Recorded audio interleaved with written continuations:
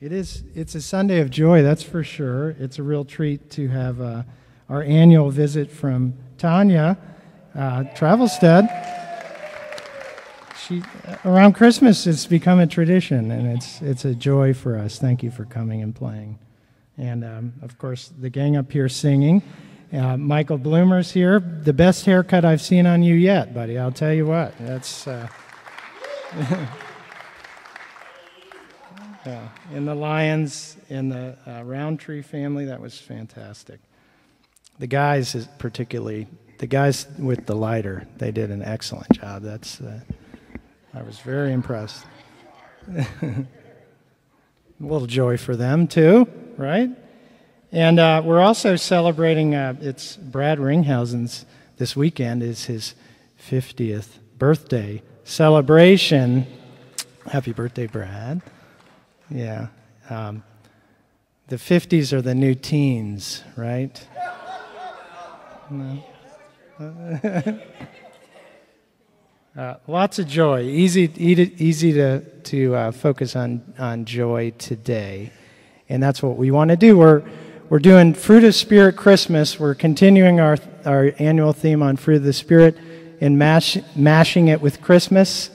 And it's just lining up perfectly well. We have this story today of Mary going to visit Elizabeth, and there's just joy all over the place. So we have love, joy, and there's the story, and so matching up very well.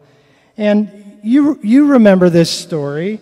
There's lots of good Christmas stories. Mary Reed was in Elf Jr. last night, right across the parking lot here at Shakespeare. Great story. And part of it was they were trying to think of a Christmas story, and then they found out, wait, we already have one. This elf guy, his story is a great Christmas story. So there's so many great Christmas stories, and there's none better than this one, is there? Than the story of Jesus. I mean, it's the greatest Christmas story ever, and it's the one that's true. And so you remember in this story, we have the angel Gabriel goes to Zechariah. He was a priest, and he was chosen to light incense. See, boys? He was lighting stuff in the Holy of Holies, huh? So he had his lighter out, and he was lighting this stuff. And Gabriel comes to him and says that his wife is going to be pregnant, and then even though she's old and thought to be barren, and so he and his wife return, and sure enough, she does become pregnant, and then she decides to keep it a secret. She decides to go into seclusion, and so we have a baby secret going on in this story. And then that same angel Gabriel then goes to Mary and tells her about what's going to happen with her having a child as well. And then he spills the beans on the baby secret and tells Mary that, hey, your relative, old Lizzie, has a bun in the oven too. So she's 6 months. So it says at that very moment, it says at that very hour, immediately, Mary went to go visit Elizabeth. And we kind of think of maybe she jumped in her car and went, 5 minutes down the road to Aunt Lizzie's house. But in fact, she was Mary when the angel came to her. She was in Nazareth in Galilee. And then Lizzie was down here in the hill country of Judea. So we have a trip that needs to be taken, several days, 70, 80 miles, that Mary needs to travel to go visit Elizabeth. And she does. She sets off. We don't hear much about Joseph at this point. She's like, Joseph, maybe I'll be back for the wedding. I'm out of here. And so we don't hear that he went. So along that journey, what's going through Mary's mind on the way to Elizabeth's house? It's really interesting. What is she thinking? She's thinking, is this real? Did I dream this? And it wasn't a dream. It wasn't a vision in a dream. She was awake, and Gabriel came to her and spoke to her. So it wasn't, God speaks through dreams and visions and stuff. This was just an angel coming and speaking to her. But still, she's thinking, is this real? And if it's true that old Lizzie's pregnant, then maybe I will be pregnant. And if it's true, then maybe this promised child is who the promised child that I will have, maybe he will be God's son. So she's wondering if this is all true. Isn't she? I mean, wouldn't you? She has only this, I'm sure it was definitely dynamic. We talked about it last week of Gabriel coming to speak to her, but then he left, and then she sleeps on it a couple nights and takes a little trip and is wondering, is this all real? And she's probably even having her doubts. I bet along that trip she maybe, as Moses did, said, hey, God, can you pick someone else? Remember Moses said that? He finally said, God, how about someone else? Along your green earth here, there's probably got to be somebody else who would be better at this than me, God. Can you pick someone else? She had to be thinking that, don't you think? She had to be wondering. And then she had to also be thinking, this is a little too stressful. Talk about holiday stress. Here's this young woman, just, she's betrothed and she's ready to enter in to really to life and as an adult. And here she gets this, you're going to raise God's son. And so she had to be thinking, you know what, it would be a lot easier just to have a normal life. God, can I have a normal life like everybody else? And can't we have those same thoughts sometimes? God, can I have a normal life just like everybody else? The world has it so easy. Here Jesus is asking us to make sacrifices, to die to self, to follow Jesus, to serve others, to give sacrificially, to love unconditionally, to be gentle, to be kind, to be patient, despite how anybody else treats us, despite how anyone else is driving around us, we're still called. Wouldn't it be easier just to be like everybody else? Wouldn't it be less stressful? Don't they have more joy than us? They just get to live for themselves. Wouldn't it be easier? Wouldn't it be less stressful? Wouldn't there be more joy? You ever wonder that? And so this is the goal of this sermon, is to convince you otherwise. Is to convince you through the word, through this story, that that's not true. The grass is not greener. That in fact, true joy comes through serving the Lord. That's where it comes. True joy comes from entering God's crazy story for us. That's where it is. Joy is a fruit of the Spirit, and to ride the Spirit is to sail into uncharted waters. And there's the joy. So that's what I'm trying to convince you of today.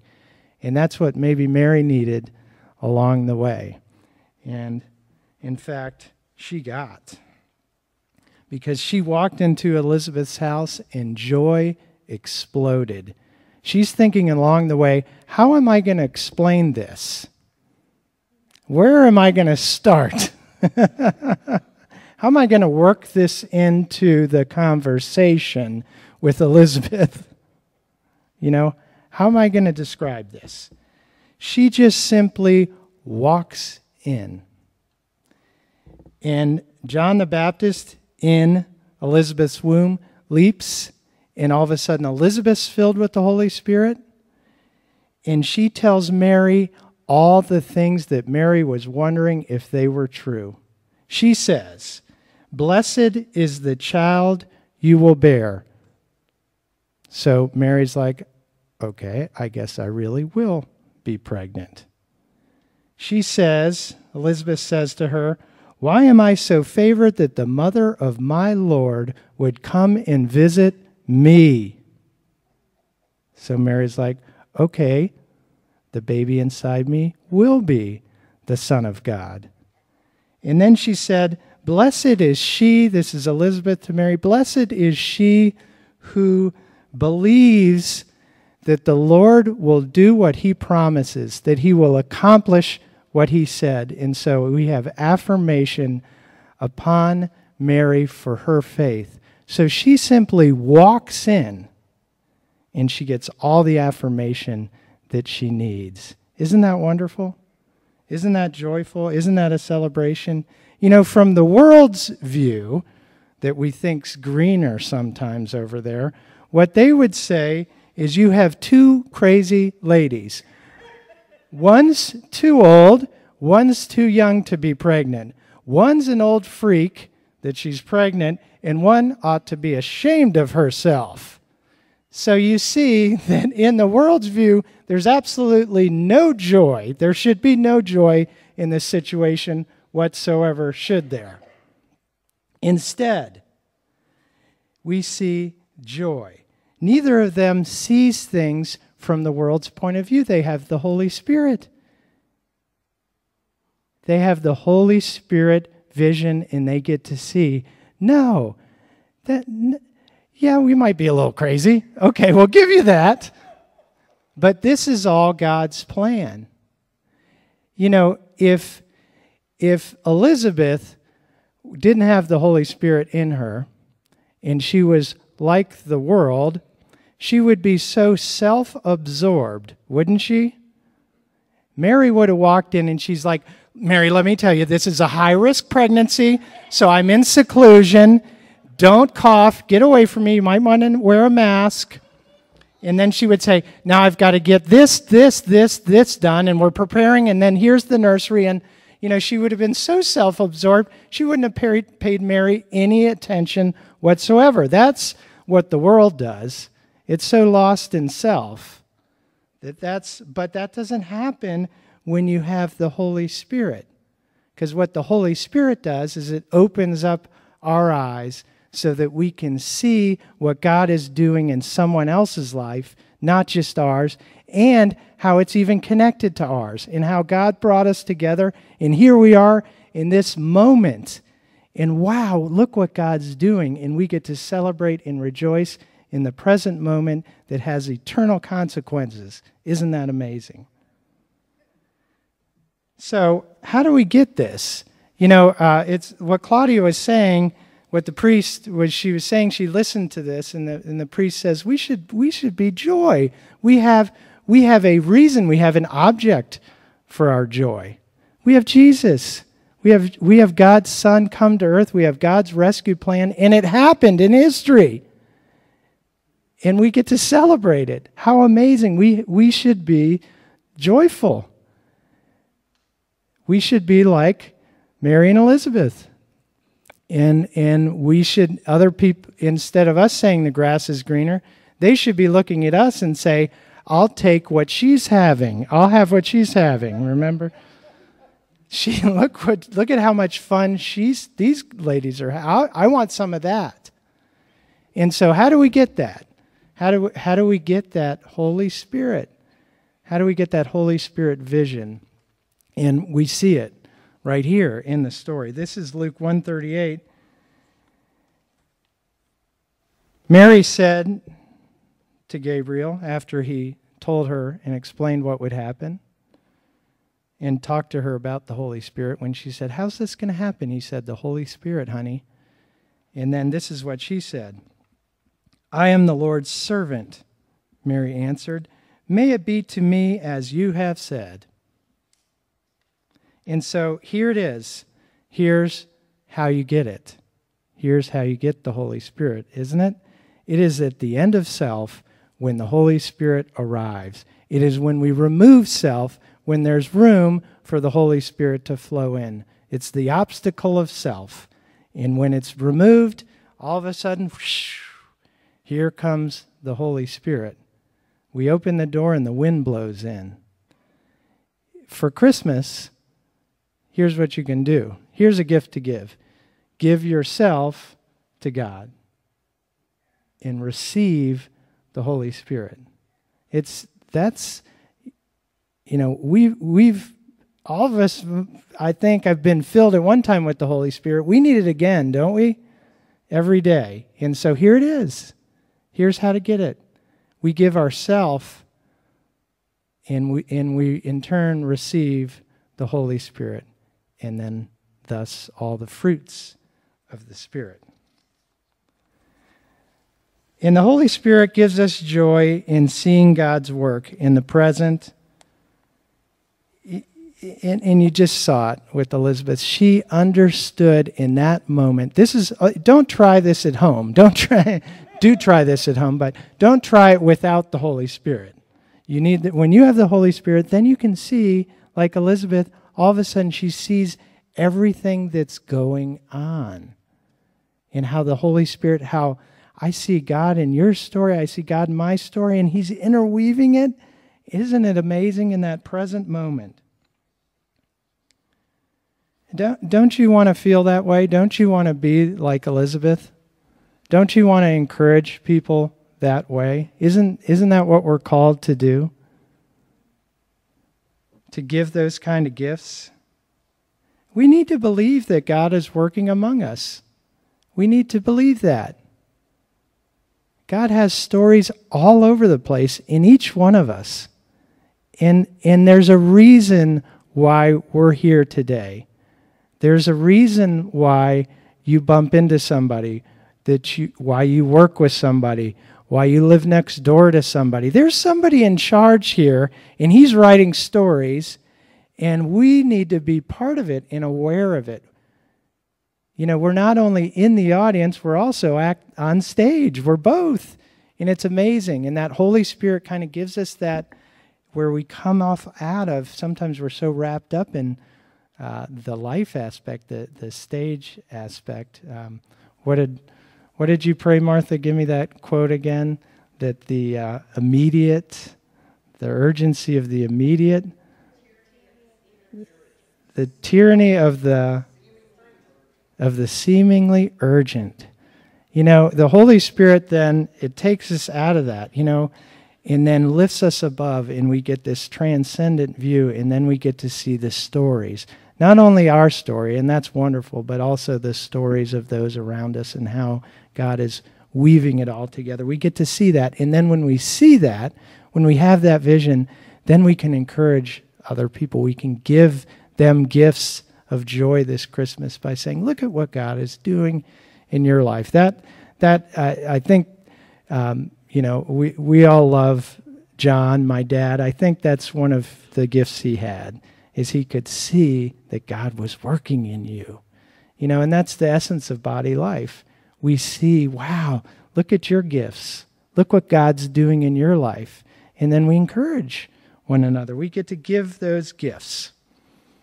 And speaking of gifts, we have Mary's Magnificat, which is Latin for "my soul magnifies," which is the very first couple words. And so we have Elizabeth's response. She's filled with the Holy Spirit. She gets to encourage Mary by seeing that God is doing all this work. And then Mary turns around and responds with this amazing song that has been a gift to the church for 2,000 Christmases. The church gets to open it up and enjoy it. And it is amazing. And then the Holy Spirit gives us the joy of seeing God's work and the fulfillment of His promises. The Magnificat is written in, it uses an aorist, is Greek has more tenses than we have. It's not just past, present, and future. There's more. And so there's this aorist tense, and it's got this kind of timeless, transcendent quality to it. And that's what she uses. That's what's used in this beautiful poem, this song. And so it has that sense, because it has this sense of that transcendent eternal vision where you see past and present and the future, and it comes together. And so you're not tied in it. You're free from the tyranny. Jesus has set you free to see more than just behind you, or so much focused on just what's right in front of you. You see this big view. And so she saw that. She said for herself, she said, now every generation is going to call me blessed. Isn't that amazing? She saw at that moment, now this is going to be a blessing on into the future, every generation. And then she says, this is Luke 1:50, his mercy extends to those who fear him from generation to generation. That is a promise. That is a promise God has given Israel, and she's repeating it. His mercy extends. Every generation gets to experience God's mercy. And then we see that she sees that, and we get to see in the same way that we're part of this long lineage of these generations of people of faith. People that God has given the Holy Spirit to. And this is our generation now. And so we get to be the Mary and the Zechariah. You know, this story is an amazing story. It helps so many people. I've told people to read this story when they're going through a transition and you could see something new is being born in them. And I say, go read Luke 1. You're Mary. You're Mary. God's birthing something new in you.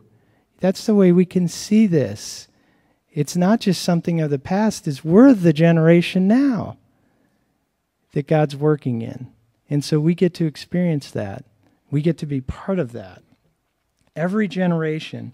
And she talks about how God's doing things that he's just overturning what we think, oh, well, this is the way the world is, and isn't it a shame? And then God just flips it. He's reversing. He says he scatters the proud and lifts up the humble. You know, the poor are given all the riches. That's not the grass is greener. That's not the world's point of view. See, that Holy Spirit, she has this, God's reversing things that we think are set and true. And then this is 54 and 55. He has helped his servant Israel, remembering to be merciful to Abraham and his descendants forever, even as he said to our fathers. So at Christmas we get to rejoice. We have the fruit of joy because we know that his mercy extends to us right now. He always fulfills his promises forever, and we get to be part of it. We have our own little unique story that's all woven in. It's in this present moment, but it's also eternal because it's connected to his mercy, and we get to see it through the Holy Spirit. So, don't look at things through the world's view. Be filled with the Holy Spirit, and then you will find the fruit of the Spirit of joy.